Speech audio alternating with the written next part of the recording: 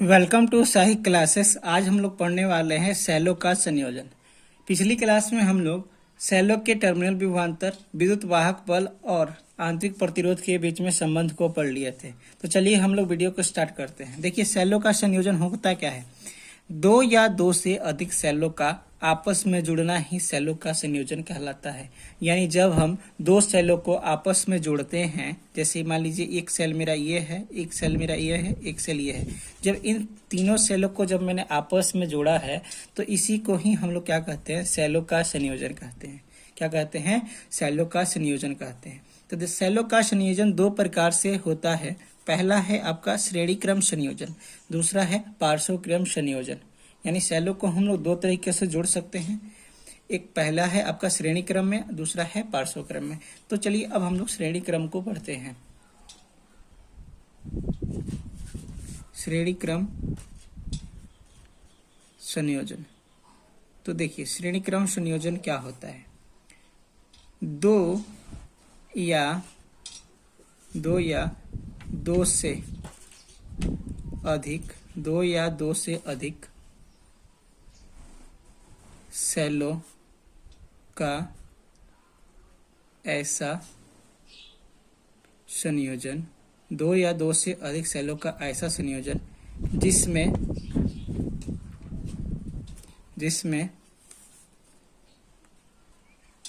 प्रत्येक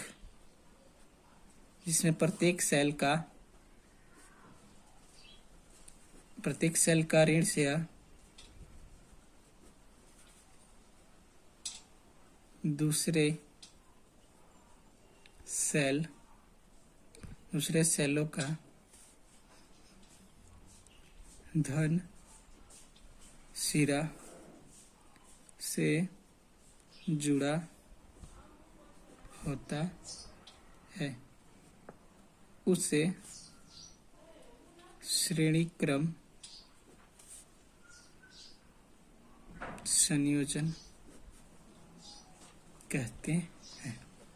तो देखिए, परिभाषा क्या कह रहा है कि दो या दो से अधिक सेलों का ऐसा संयोजन जिसमें प्रत्येक सेल का ऋण सिरा दूसरे सेल के धन सिरा से जुड़ा होता है। जैसे मेरे पास मान लीजिए ये एक सेल है, इस सेल का धन सिरा ये है, ऋण सिरा ये है।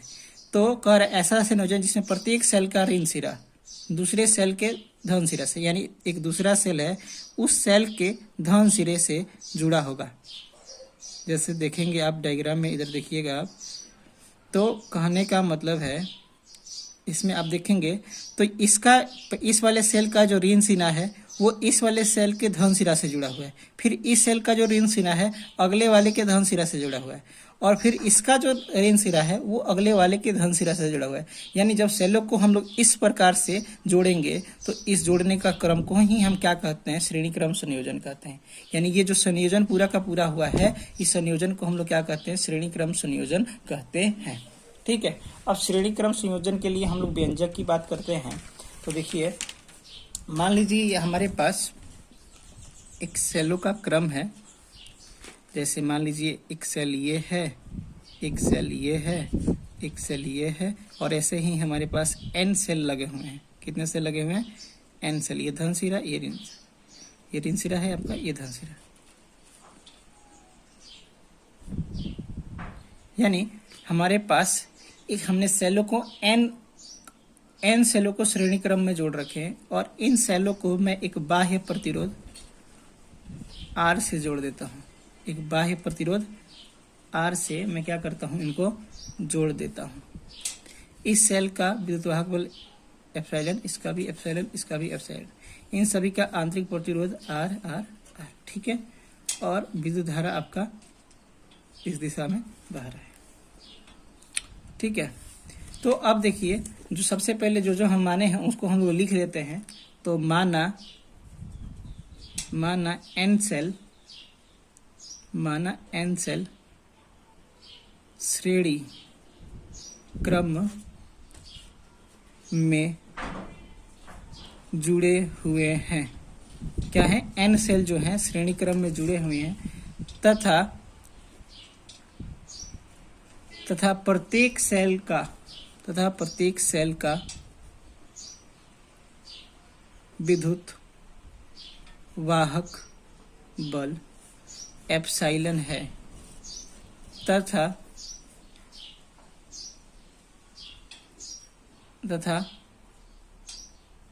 आंतरिक प्रतिरोध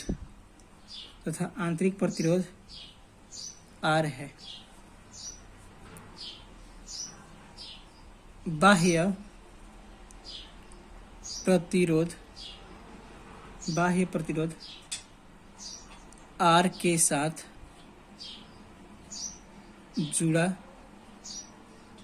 हुआ है, यानी n सेल जो है हमारे पास वो सभी के सभी क्या है, श्रेणी क्रम में जुड़े हुए हैं और प्रत्येक सेल का विद्युत वाहक बल जो है एप्सिलॉन है।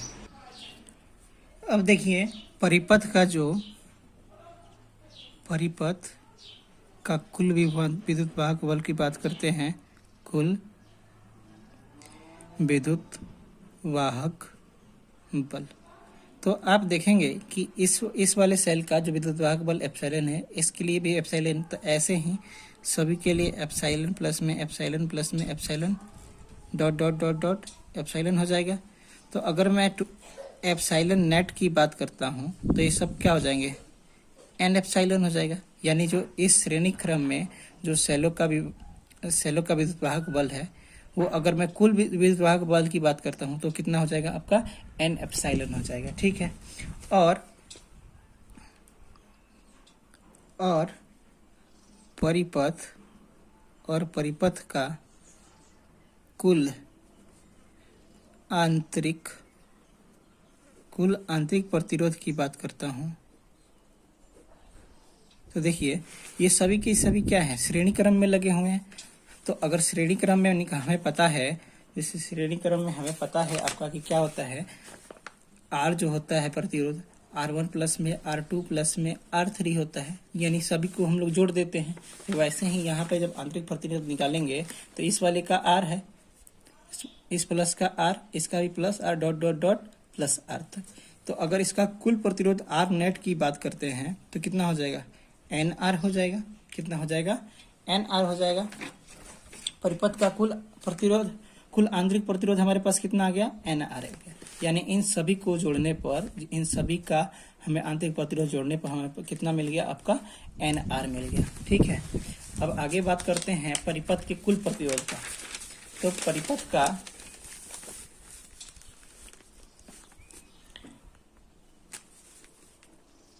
परिपथ का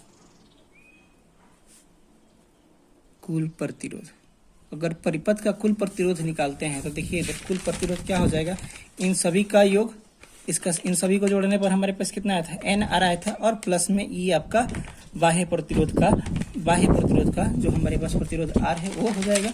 तो परिपथ का कुल प्रतिरोध कितना आ जाएगा, NR प्लस में R आ जाएगा। ठीक है। अब यदि परिपथ में हम लोग धारा प्रवाहित कर देते हैं, यदि परिपथ में बहने वाली धारा I हो तो I इक्वल टू में क्या हो जाएगा, कुल विद्युत वाहक बल बटा में कुल प्रतिरोध हो जाएगा।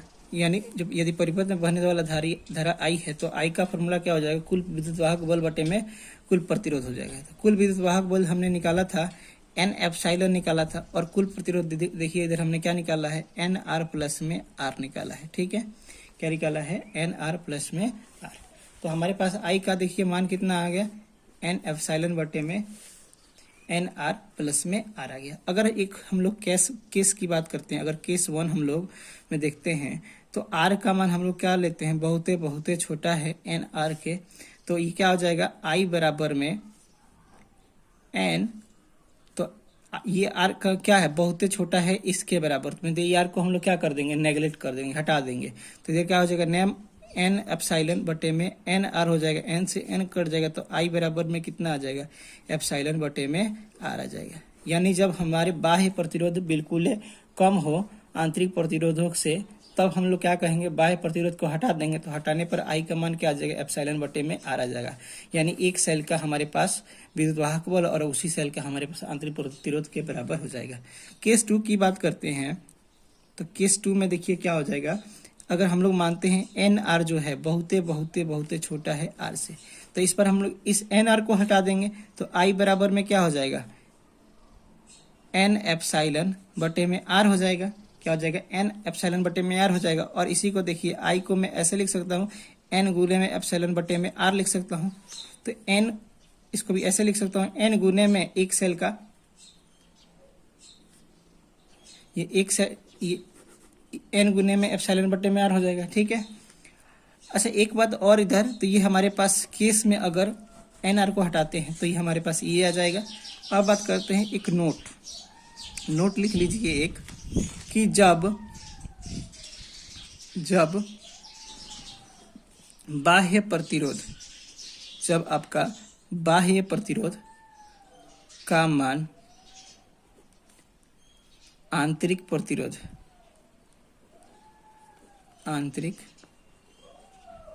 जब बाह्य प्रतिरोध का मान आंतरिक प्रतिरोध की तुलना में बहुत अधिक हो, तब सेलों